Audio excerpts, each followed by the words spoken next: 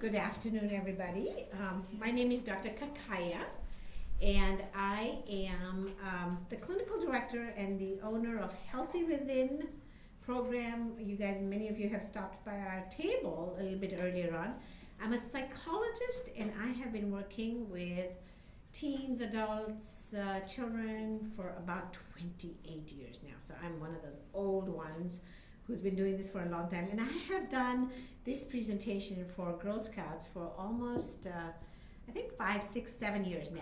I mean, and you guys are the ones who drive the requests that are made. So I'm probably going to talk a lot about brain stuff today because I always like to tweak my talks to whatever's the latest research and the science that we have in the field and everything like that.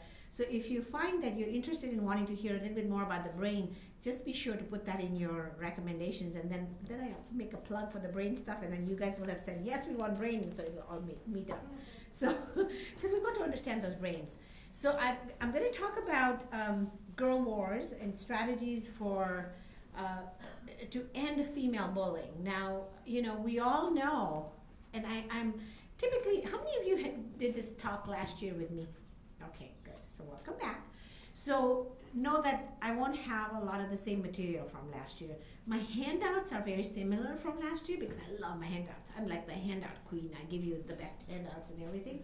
So the handouts are really good. The handouts will be very useful, but in terms of the material that I offer, I really try to make it so that it's very cutting edge and it's stuff that you can apply in your troop when you go back home this week.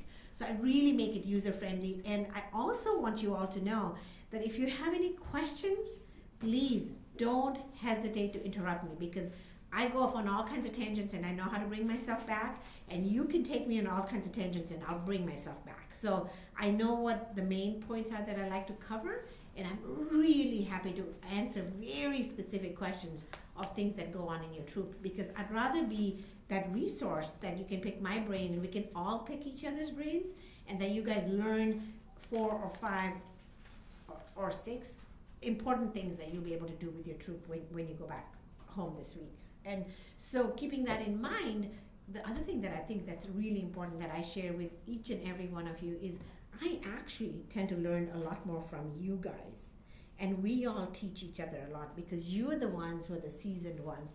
You're on the war front with all those little balls of energy that are moving around and squirming around, or the big ones who are giving you like the look or, rolling the eyes. So let's get a sense of what ages we have in the room. How many really like the little cadets, I guess? What are the little? Daisies. So daisies, okay. And then what's the next group up? Brownies. More brownies. Okay, in this one. And then the next one? Juniors. Ooh, fair. Okay, and then? Cadets. Okay, great, good. So what's really nice, I see that other than daisies, there's just a whole lot. Now, we all know that girl bullying starts very, very young, right? And how does it start? You guys tell me. Teasing, yeah, but before it gets to teasing, what else happens? We women do that to each other too. Gossip, yep, I'll talk about that a lot. Excluding is the #1 girl bullying strategy that gives a girl power in her troop. Excluding, it'll be in your notes. Oh, and by the way, we're gonna pass around a paper. If you guys, I'm very happy to share my entire PowerPoint with you all, but what I need to do that is pass around a sheet where we have everybody's names and email addresses that you put on that, and I'll send you this. And I am so generous with sharing the stuff I collect so that you can use it with your parents, you can use it with your troops and all of that. So just if you could sign your name in there, then I'll be sending you the PowerPoint so you don't feel too panicked about needing to write some of the things down that show up on the PowerPoint too. You'll have that. So excluding is really the #1 bullying strategy that starts. Oh, another classic bullying among girls. I'm not going to be your friend. First grade, second grade, kindergarten. Starts very young. That is girl bullying, you guys. I won't be your friend. There's all, I don't know if you're seeing there's another component to that, but second grade, what I see them is saying, if you don't do what I want, or if you don't do it my way, or if you don't give me what I want, I'm not going to be your friend anymore. That's right. That's right. I won't be your friend anymore. We have a girl at our school we call the snack bowl. That's right. That's right. She goes around and gives puppy dog faces and does all these things to get everybody else's snack, and says, well, if you don't give me your snack, I'm not going to be your friend. That's right. That's right. So we know that we know what the specific. Now, if we just recognize those 3 behaviors or those 4 behaviors as bullying behaviors, we're way ahead of the game. Now, we also know that a lot of girls know how to do these behaviors under the radar. So they'll be happening in your troop, and one person has to be the one that keeps an eye for those, like if 2 to your troop or 3 to your troop, one person should really be keeping an eye on those behaviors. And can I tell you, at the risk of offending everybody within the Girl Scout community, I will tell you the biggest offenders in the groups who will do the power plays over girls are going to be the daughters of the troop leaders. Okay, so come up here and tell your story, my love. She's going to tell her story. I'm Kate Henry. I'm the daughter of a Girl Scout troop leader, and I was a bully in my troop because I took it upon myself to put myself in the spotlight and be very obnoxious, and I get to choose the first bunk, and I get to choose the first art supplies, and I get to choose the first snack. And that's kind of the attitude that comes along when you're in the spotlight, because your mom's the troop leader. You feel very special, and unfortunately a lot of the times you feel very entitled. Yeah, so that entitled feeling Not a is the bully one. anymore. Right, yeah, no, because here's what she's doing. She is teaching compassion to your girls, okay? Kate has been with me, almost 4 years now, and Kate has done more Girl Scout troops than I have in my entire lifetime, okay? That's how seasoned and experienced she is with working with your girls, because what she'll come in there, and she does within the programs that we have, the Full of Ourselves, a huge part of that program is empathy building, girl. So in the field of bullying prevention, please know that all these stupid strategies that we've had that are like zero tolerance on bullying, none of those are working. Bullying has not dropped. Okay? So we need to be on the cutting edge of doing things that are different, right? And what that different means is it really means we need to cultivate empathy in our girls. Now, we may be very empathetic, but do we know how to cultivate empathy in our girls? No. We kind of struggle with that, right? It's natural to feel like if a girl does a behavior that you don't like, you just like chide her for it, you scold her for it, but you don't take it a level deeper. So cultivating, we're not spending, as a community, I don't believe that we're spending enough time cultivating empathy in our children. And I'm big on the golden rule. Okay? What is the golden rule? I'm curious. What do you guys think of? Yeah? Do unto others as you would have them to do. Correct. Do unto others as you want to be done unto you. Okay? How many of you talk about the golden rule in your troop? Oh, I like this. Okay. How many of you talk 2 or 3 times in each meeting about the golden rule? Awesome. Okay. I say that your Girl Scout troop, you should be talking about the golden rule, right, Kate? Don't you think we should be talking about the golden rule at least 5, 6, 8 times? Because it's like, there was a lady sitting here, she's like, I talk about it all the time, but it's in one year and out the other year. Of course it's going to be in one year and out the other year, right? Because these are brains that are barely growing and barely forming. Repetition, repetition, repetition will cultivate that empathy in that child. Repetition. Don't give up on our little brains. These are baby brains. Don't give up on your girls. You are the most important person in their life that's going to cultivate the empathy in that child. You are it, you are it, you're it, as you know, you're it. So empower yourself to be the one that cultivates that empathy in your daughter and in your troop. Because without the empathy, we won't be able to stand in another person's shoes. And conscience is good. Why are we not talking about remorse and conscience in our culture anymore? Do we hear that? No. Why? What's going on with us? I'm curious. What do you guys think? I want to pick your brains. To be politically correct, we can't talk about it. To be politically correct? Like we have so up our rear end on that? And have-nots, and you just all these things you can't talk about anymore. being offended. Ah.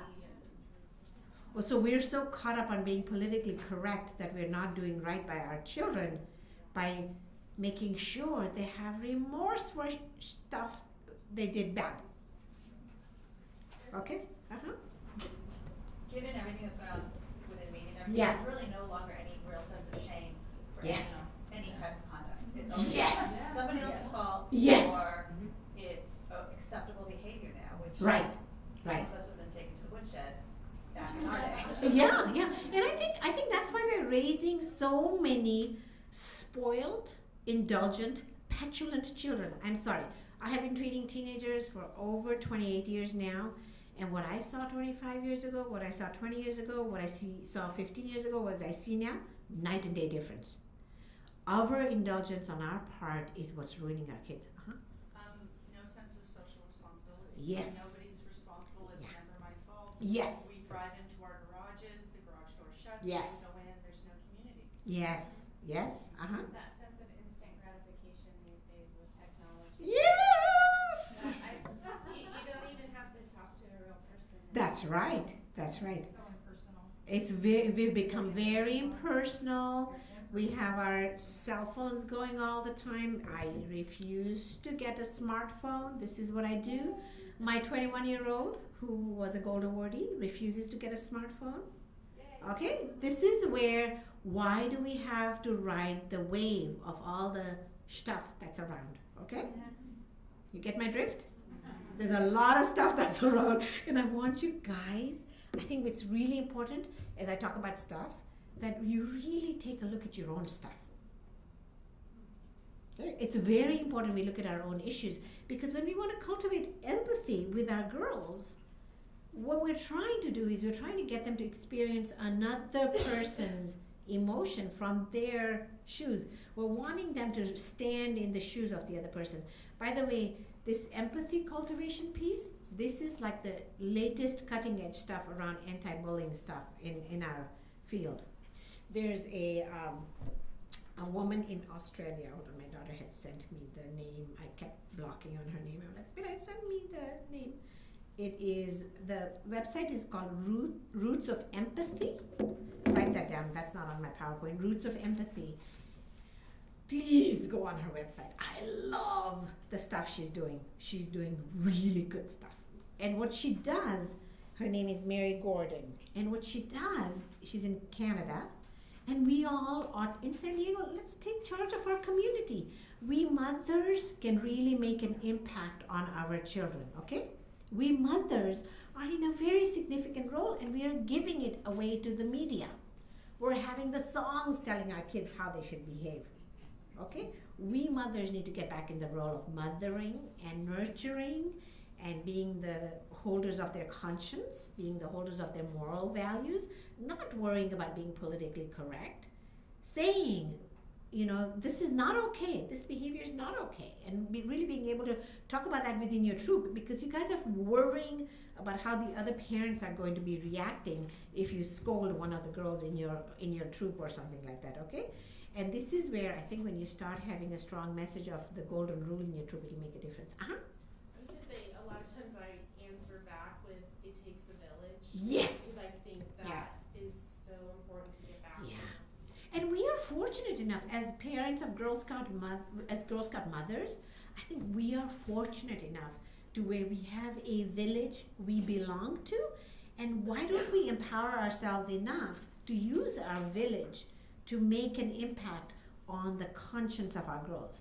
Now we know one place where we're teaching, kids who are respected will respect. Kids who are heard will listen.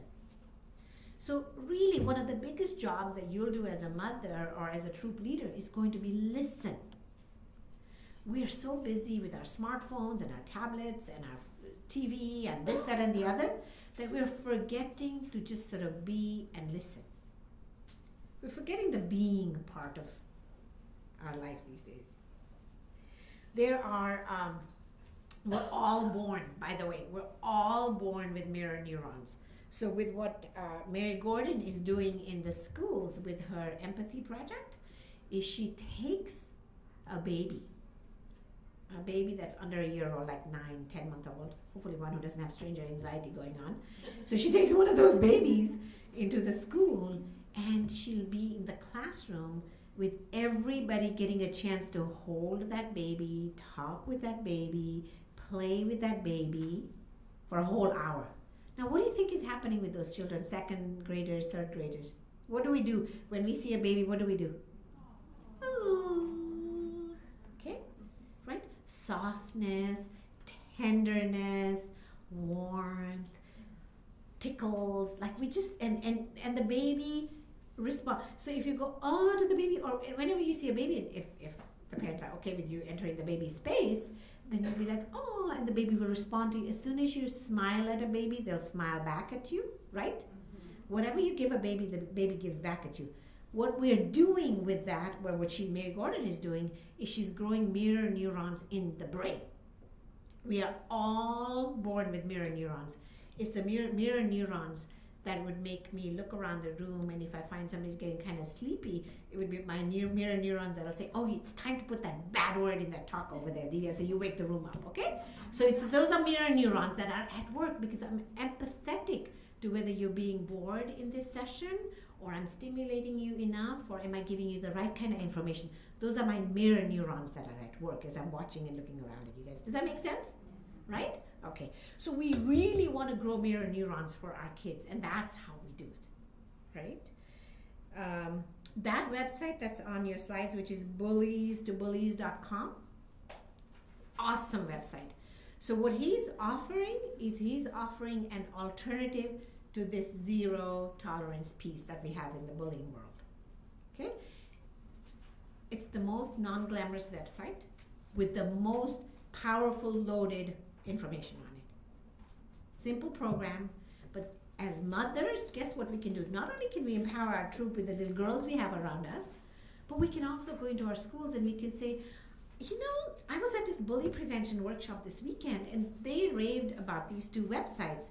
Can we start looking within the PTA? Can we start looking at how we can change our anti-bullying policies on our campus? We have to be at the forefront of creating this piece. Because the stuff we're doing right now in shaming those kids, not doing anything. It's not doing any work. Bring in the golden rule. It can be as simple as you just bring in the golden rule. So talk about that a lot. And we have to have the kids feel remorse. Because what happens to you guys? When you feel remorse, what happens to you? You feel bad, and then what do you do after you feel bad? You don't do it again. What else? What happens when you feel remorse? You apologize. And then after you apologize, don't you feel better? Right? You just own your stuff, you apologize, and you feel better, which is taking me to the point of accountability, where our children, naturally with the way the brain is, and I'll talk about the brain in a second, with the way the brain is, the children naturally want to blame. That's just where the brain is at. But how do we raise those children with a good, strong, compassionate conscience? Is by having them be accountable for what their behaviors are. They have to feel that accountability, and we as the parents are responsible for that, and as the leaders of the troop. So brain, let me tell you about the growth of the brain, and this is like new stuff that I've actually been very excited about for the last 4 years or so. We're on a massive brain kick. In my psychological clinic, I've been treating eating disorders, anorexia, bulimia, binge eating disorder, depression, anxiety, OCD, all kinds of different things. But one of the things that's happened for me in the last 4 years is I've gotten much more exposed to like the neuroscience, the world of neuroscience, and there's a concept called neuroplasticity. Are you guys familiar with that? Yeah? Okay, so we're reading about that, okay? So neuroplasticity basically means that we could be 94 years old and our brain still has the capacity to grow and regenerate. So the brain has this amazing power to grow and regenerate. So neuroplasticity, I've not put anywhere in my slides, so if you guys want to jot that down, that's a good word. But what neuroplasticity tells us is that your child's, like, you know, in the field we used to say, oh, you know, tabula rasa, or whatever the child has been exposed to the first 5 years, that's what you have. Not true. Whatever the child gets exposed to every year of their life is what grows their brain. So we have, the way the brain grows is there's your brain stem. That's like the central part of the brain stem that connects with the spinal cord. And then you've got the midbrain. And then you've got the outer part of the brain. That's the neocortex. The neocortex, which is the most outside part of the brain, is 85% of the brain. Now, the pruning of that neocortex does not begin to start to happen until age 11. The neocortex is the one that's logical thinking, rational behavior, reasonable behavior, all kinds of things like that, okay? So what I'm telling you guys is your child's brain and its capacity to think logically and reasonably does not even begin to form until age 11. So what do you guys make of that? Explains a lot. Exactly! Doesn't it explain a lot? And please use this information to have more compassion for your children. Just because they are getting tall and whatever doesn't mean their brains are grown. Their brains are barely forming. So the brain that's really active and alive up until then and remains active and alive all of our life is the limbic system, the emotional brain. That's why children need so much validation of their feelings. You just don't say, oh, don't make such a big deal about it. That's classic invalidation, okay? That brain shuts down, that brain goes into shame. It's not good. What they need is they need validation. So if you have a child, for example, who's getting bullied, okay? So typically, what would your response be if one of your kids is getting bullied? How do you, give me some responses. How do you guys tend to respond? Ignore the bully. What? Ignore them. Ignore them. Punch them. What else? Yeah. What else? Talk to the teacher. Talk to the teacher. So what about your gut reaction? What is an emotional reaction you guys have if you know your child is getting bullied? What was it? Well, as a parent inside, I want to go to the bully and give her a piece of my mind. Yes.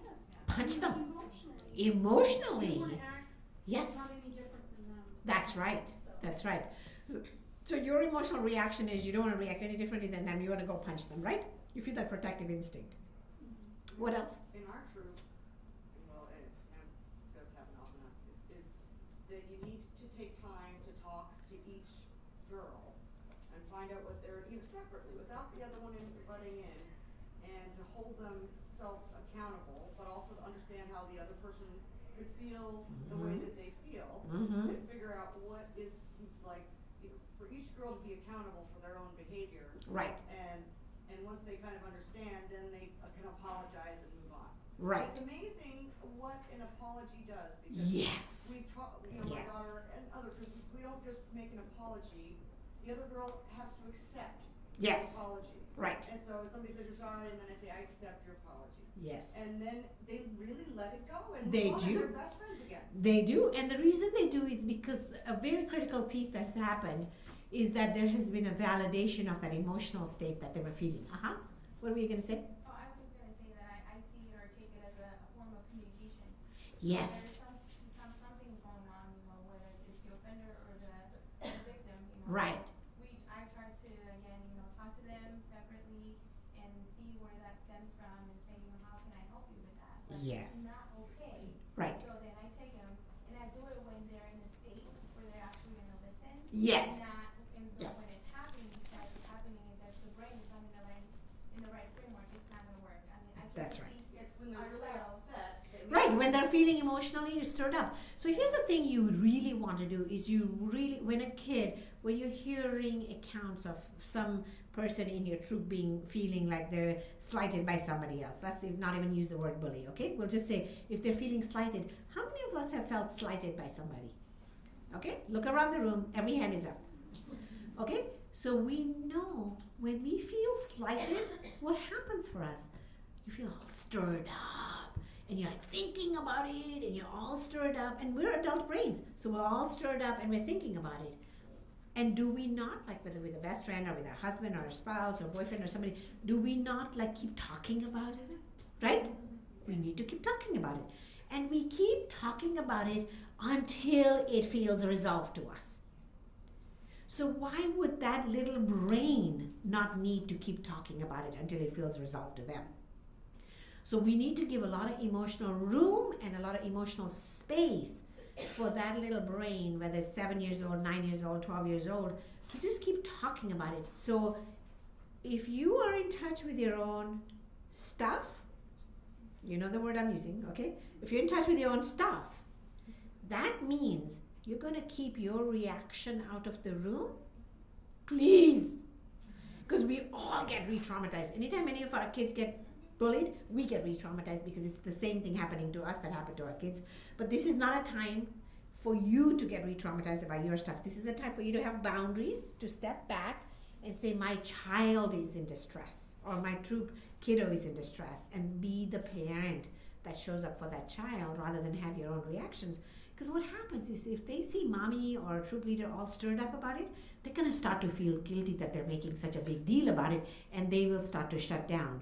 So what I want you to be able to do is pull back and let the kid talk about how they're feeling.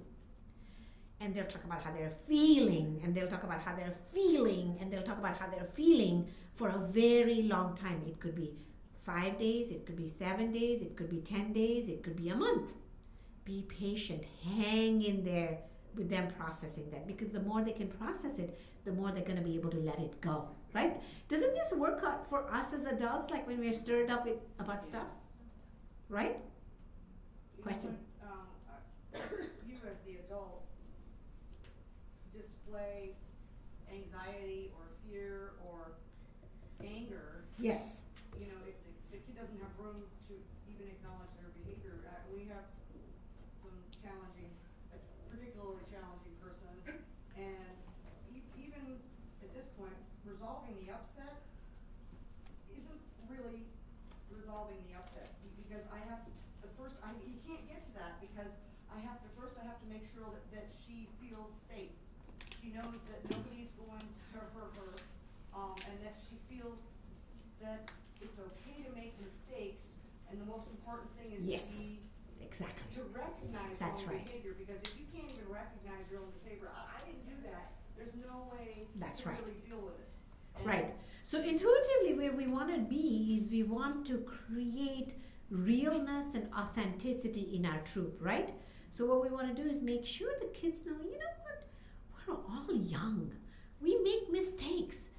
We tolerate failure. Because, you know, with this society that we become, where we become politically correct and everything, we have zero freaking room for failures. We have no room for failures. So what's actually happening is we're teaching our kids to create what I call these false selves, where they feel like they have to just be perfect all the time for everybody. So be sure that there's a dialogue in your room that talks about that. Let me come to this point, which is that bullying only occurs when there is a power hierarchy in any environment, okay? Now, when I say any environment, I'm not just talking about your Girl Scout troop, I'm talking about your social circle, okay? Who's the queen bee in your social circle? So if there's a couple of queen bees, even in your social circle, you know that they're running the show, and there's a power hierarchy. Anytime there's a power hierarchy going on in your Girl Scout troop, then I guarantee you there's bullying going on. I'll put my money on it. There's bullying going on. And so what I suggest, some of the tips I suggest to kind of break up the power hierarchy of the room is, first, when your girls come into the room, let them just sit down, see where they all go sit. Because the ones who want to like click up with each other, they all go sit next to each other, and they save a seat for the other one and whatever. Let them sit down, shake out the group. Shake it up. How many of you shake up your group every time? Yes! Best way. How many of you break up cliques in your group? Okay, great. And it's very important when we break up the cliques that we do it with a very compassionate self. This is where we're not going to do it critically, we're not going to do it punitively, we're going to be very compassionate with how we do it. So we say, you know what, I realize that you guys are such good friends. I'm sure you guys are good friends outside the troop too, right? Oh yeah, we spend time together all the time, we go to the movies, blah, blah, blah. Our parents are good friends. So here's what we're going to do different here in our troop. What we're going to do is we're going to make sure that we make friends with everybody in the troop. I have so many patients who I've treated over the years where there's strong sense of self, and I'm always poking around, what is it that makes this? And I find that if she's in a peer group where there are no cliques in their peer group, she's like, no, I'm friends with everybody in my group, right? So when we think about who it is that we're friends with, how many of you have friends from, like, say, high school, college years, and how many friends? Like, how many of you have one friend from those days? How about two? Two, okay. Majority of us have like about 2 friends we hang on to as friends. So one of the things we need to do is teach our girls that they don't have to be liked by everybody. I think this was somebody that spoke in the previous sessions, which I know you mothers do, okay? We don't have to. I'm not liked by everybody. Not everybody's gonna get stimulated by my brilliant talk, but that's okay. I think that's really okay, because I know that if there's one take-home message you leave with today, so be it. My job's done. If there's one girl that's bullied a little less because of whatever Kate and I do, so be it. So that's how you kind of want to, and teach your girls that being cool and being popular is not what matters, because they get to those ages, they want to be popular. And I always whenever we do our work, Kate and I always telling people that when people go for their 5-year, 10 years, especially 10-year and 20-year reunions, the people that tend to be the most successful are the ones who are the outliers. The people that were never in the cool group. The people that are in the cool group are always doing the same stuff. Okay? They're always doing the same stuff. They're not doing anything that dramatically exciting or whatever, but the successful people are the ones who were like, the odd ones that were there, and the ones who you thought, wow, I never saw him in high school, or never saw her in high school. They're the ones who become these really interesting people when you meet them later on. So we need to break down this pecking order among women, and we have to look at our own dynamics. Okay, our own dynamics. So when we're schlepping our kids from one place to another, and we're on the phone, and that whatever it is we're talking about, those ears we have in the car are listening to everything we're talking about, right? Every single thing. My kids can recite some of the conversations I would have had with my girlfriends when I was like so bored. I was going from one thing to another, and that keeps me entertained and whatever. So what is the other big bullying thing that we don't even talk about it as a bullying thing that's related to us talking on the phone, maybe? Gossip, thank you! Gossip, right? How many of you agree with me that gossip is bullying? Good, very good. It is, because what are we doing? We're talking about other people. Badly. We're talking about other people badly, and why do we need to do that? Yeah, to make ourselves feel better. But how pathetic is that, right? And what are we teaching our children? So what about us holding ourselves accountable to the golden rule? How many of you want to be gossiped about? None of us want to be gossiped about. See, no hand came up. Nobody wants to be gossiped about, but how come we gossip about others? So I'm really going to, I see the gentleman in the back is biting away his nails. He's like thinking about this. Uh-huh. It makes us feel better about ourselves. Uh-huh. Yeah, but what a pathetic way to make ourselves feel better about ourselves. So remind me, don't let me finish without me reading my Eleanor Roosevelt quote that I have at the end. I have a fabulous quote that I want you guys to write down because it's not in here, because it's very important. And so here is where Kate and I get so livid about media. Do you want to talk for a couple minutes about media and what shows we watch, what mothers watch, and all that stuff? Come on up here. I think, and Dr. Kakaiya touched on it earlier, was that if you look at a troop that has bullying going on, almost guaranteed that there's bullying and there's cliques and there's gossip going on with the troop leaders and on the parent level, because it's so often modeled to the children. And unfortunately, we might be on the phone and our kids are in the back listening to our phone conversations when we're gossiping, or we're just, complaining about a friendship drama or who's not invited to the latest cocktail party and why. But then we go home and we watch Real Housewives of Orange County. And we watch all of those women just sit around and gossiping and talking and cutting each other down. But then when they're with each other, they're really nice to each other's faces. or we're watching Jersey Housewives, or we're watching the other latest reality TV show. I mean, if you look at like most of the TV shows out there right now are reality TV shows, and all they are cutting people down when they're being interviewed by the TV camera, and when they're with each other, they're all being really super nice and fake. So if we're watching this and our daughter's in the same room on her computer doing her homework, guess what she's listening to?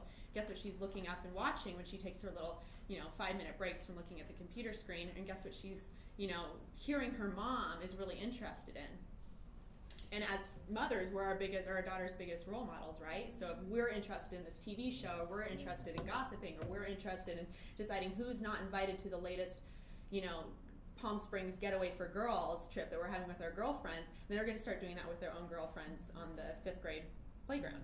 Yeah.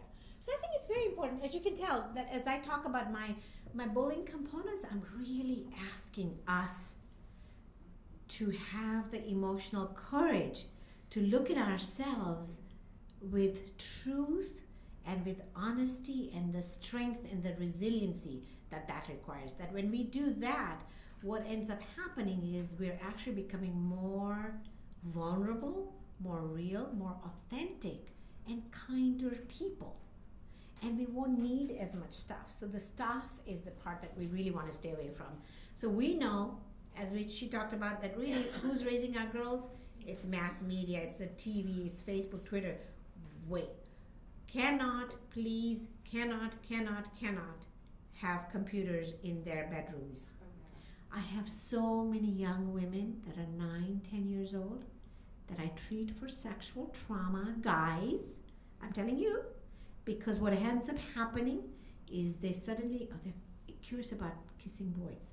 You put the word kiss in a YouTube, pornography like no other shows up. Try it at home when you go home today, please. Just put the word love or put the word kiss, and pornography is going to show up in YouTube. And I have so many young women who have been traumatized in their brain, and I call that sexual abuse because they got sexually abused with being exposed to that. Yes, ma'am? I work for the police department as a police dispatcher. Yes, ma'am. This was, gosh, even back, 10 years ago. But I had a detective that did some training with us. Yes. And they said you could just go on the computer. I mean, granted, this was 10 years ago, but he said you could go in the computer and just type in Barbie. Yes. And all this stuff. You're right. The bad, porn stuff that could go on. And right. He was training us as dispatchers to go out and, just inform us of how bad the computer is. Yes. And that was 10 years ago. Yes. You can imagine now. And 5 years ago, I had heard Laura Duffy, I think, one of the assistant DAs, present at one of the conferences, and she talked about how San Diego, this was 5 years ago, how San Diego is one of the most plugged-in cities in the United States, okay? Which means we have a ton of computers. Now we have smartphones. So when they have smartphones, do you know they have access to everything on these smartphones, and we have nothing we can put on there? Yes? We went to Yosemite 3 weeks ago, and my kids were amazed at how so many people were connected to Wi-Fi in Camp Curry. I know. And they didn't want to stay there anymore. They wanted to go tent camp. I mean, every single person was, I'm like, what are you doing in Yosemite then? I know. That is not the reason you are there. Exactly. So we have a crisis.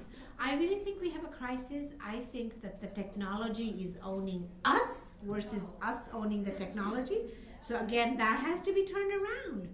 So think about how, if you go like an hour or so without looking at your smartphone, how you kind of get uneasy about that, okay? So notice, do you have a rule in your own home that you put your phone away at a certain time? So when your children are going to get older and they grow up, this is where the stricter, the firmer the rules are. Let their brains grow, because remember, that brain that can make logical, reasonable decisions only starts to grow at age 11. So a 16-year-old brain. When we sent our daughter off to college, she was 17 when she went off. So she's a beautiful young lady, okay? Her brain had only grown 35%. Stuff that happens at college is pretty intense for any young brain. So you really want to educate your children about the brain and the growth of the brain, and for them to really understand how, we don't get brain transplants, do we? Are we able to? So if somebody has brain cancer, we just have to remove a part of that brain, but we're not able to replace that part of that brain. They're just left with brain trauma. They have TBI, and they have just that one part of the brain, right? So we could do liver transplants, we can do heart transplants, but we can't do brain transplants. So all of us in this room are going to be born with one brain, and that's the only brain we have for the rest of our lives. So what do we want to expose that brain to? The younger ages, why not? What do we have to lose? Why not have them have all this exposure to this music that, that really is misogynistic? If you listen to some of the music, look at the lyrics of the music, and our boys and girls are listening to that, huh? We cut cable about a year and a half ago, and it was hard at first to convince my family to do it. We still do Netflix, so we get some TV shows, but after about 3 or 4 months, it's liberating how much we don't have to worry about what the kids are exposed to. Yes. The commercials, the media. I can go online and look at news, but I don't have to worry about what's being blasted at me. That's It's one of the best decisions we've ever made, and I don't know. We would like to have TV back maybe a little bit for sports and some things that we'd like to see, but we really don't. Miss it. We don't miss it. Yeah, when we moved about 10, 11 years ago, we used to have one TV. It was this size. My husband dropped it, broke. So we looked at each other because I did a prevention piece at one of the middle schools in town where we had 180 girls in the program, and out of the 180 girls, we did 10 groups. So we broke 18 groups or something. We had groups of 10 girls. So out of the 180 girls that were in 6th and 7th and 8th grade, there were about 7 girls who stood out. Like, they had opinions, they read the paper, they knew about the politics, they could like have an intelligent discussion with us versus like thinking about, whatever you're thinking about at that age. That's mass media driven. I really believe that mass media creates mass deception, and we're being brainwashed in a big way. That's a huge platform of mine. These 6 or 7 girls, the common denominator among all of those was that they never had any media in their home, like no television, since the time they were born. So I'm going to beg each and every one of you that has come to this room today, please consider a media vacation. So turn the TV off and literally consider a media vacation, because your goal is empathy building in your family. As long as you have all these people telling your kids, they're just making a big deal about it. And we know Disney is one of the worst ones, because the way those kids talk to their parents and the kind of petulance they have, and because that brain is in such a growing stage, it tends to pick up everything in its environment. So the young brains, they're just like, okay, give me that. It's just taking it all in. So whatever you're exposing your children to is what their brain is growing.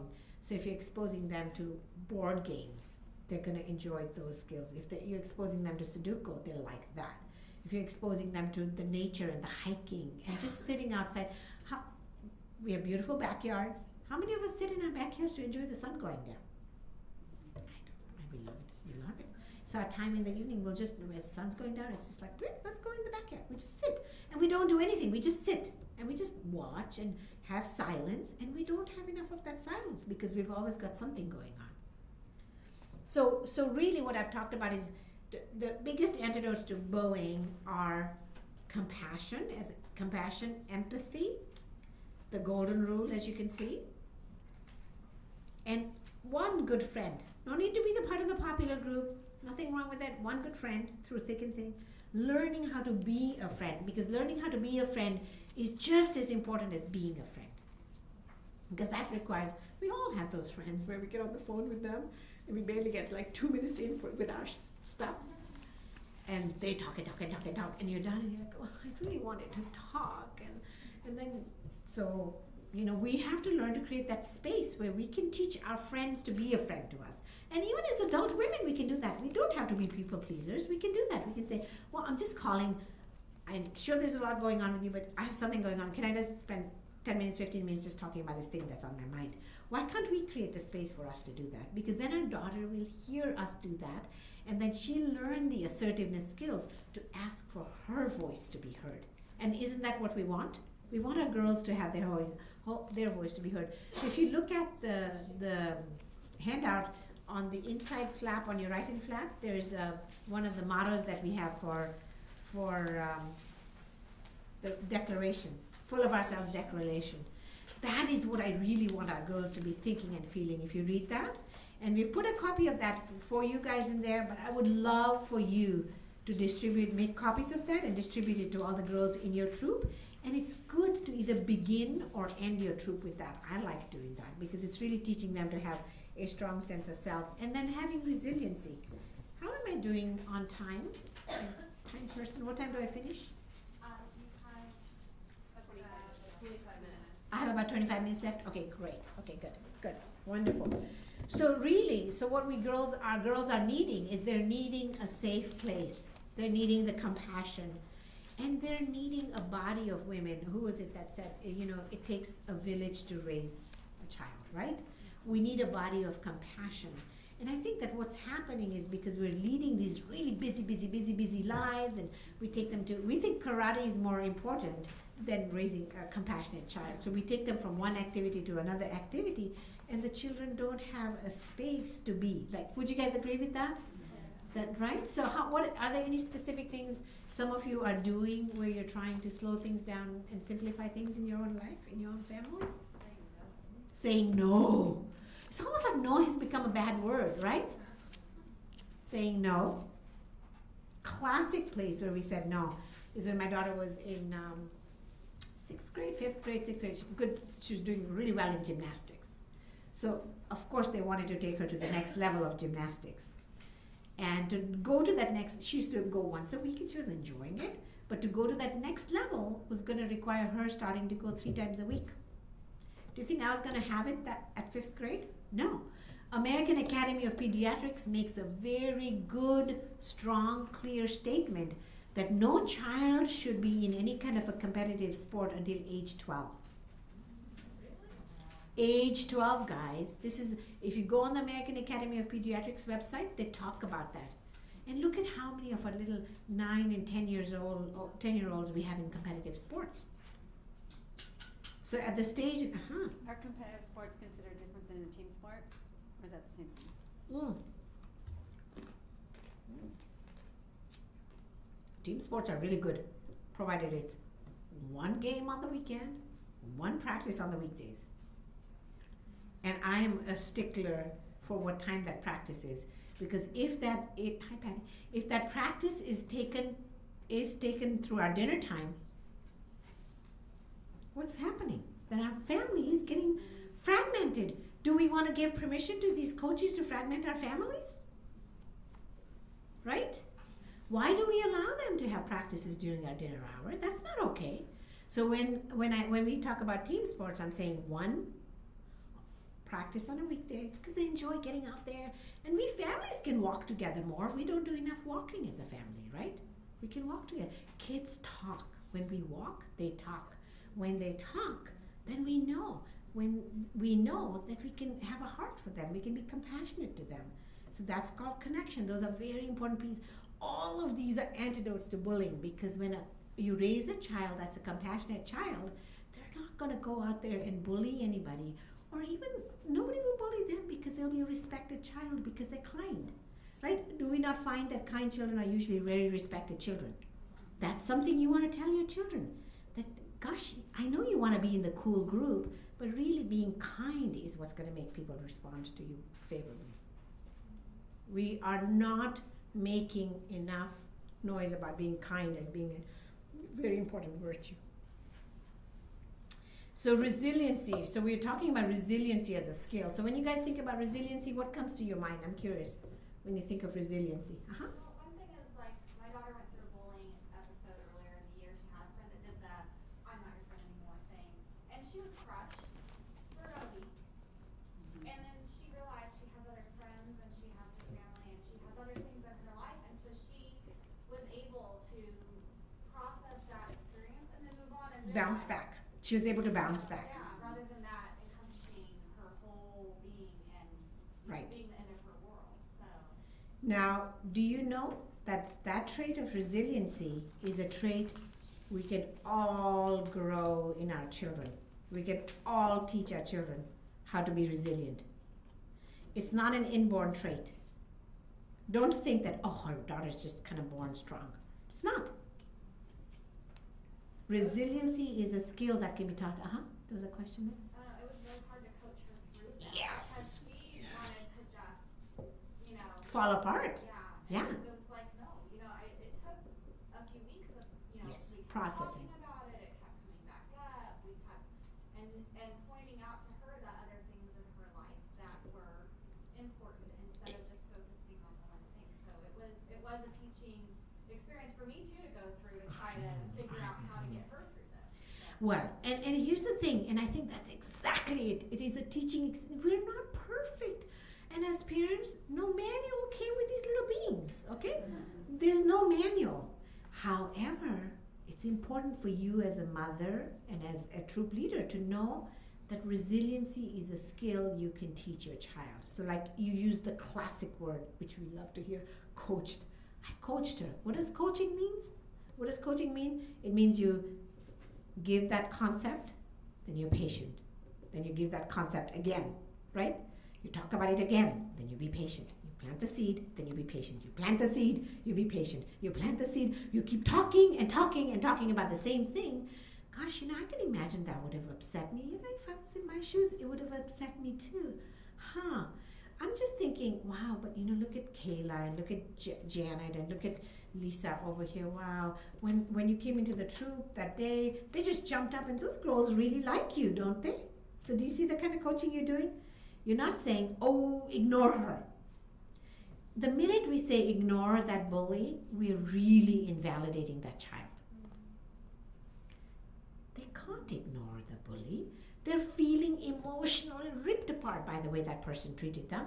So emotionally, if it means you have to hold them through a day of it, 2 days of it, 10 days of it, you keep holding them until they feel finished with talking about it. And if we're running these busy lives where we're schlepping them from this activity to that activity, do you think we're going to have the time to grow these brains? We have to make time for our children. If we make time for our children, they'll just be these incredible beings. And it's funny because Kate and I were talking about this, and she was like, she says, the thing I know, Dr. Kakaiya, with you is that it's not the fact that I'm a psychologist that has allowed me to raise our 2 amazing children we have, but it's the fact that as a mother, I'm a role model to them about how to do life and how to speak about feelings and how to stand by your values and everything. So my daughter, who's 21, she was a gold awardee. So she was funny because she had heard me have this interaction with this one person, and I was telling her about that, and I said, yeah, and it was interesting. That person kind of really shamed me. And I'm a pretty strong person, and I can kind of speak to something pretty, quickly and all of that. And I said, it was funny because it threw me for a loop a little bit. However, as I settled with my uneasy feelings, I realized that it was a shaming gesture that she had done with me. And then I came back and I talked about how I felt and how, we're embarking on this relationship, and this may not feel that good to me. And she's like, whoa, Mom, that's amazing. And then a couple days later, this is my daughter, who Kate knows her, she's very people-pleasing, she's kind of conflict avoidant, probably a little detour from her mommy. And she's, a couple days later, something had happened in one of her classes, and she confronted somebody very lovingly, because she does it very compassionately, but she's like, Mom, today I confronted somebody and I felt so good about it. So this is a 21-year-old where the brain is still growing. She's not an adult. She's not an adult. She's not going to become an adult until her late 20s. So I teach her that, and I want her to have patience with her brain. I also always remind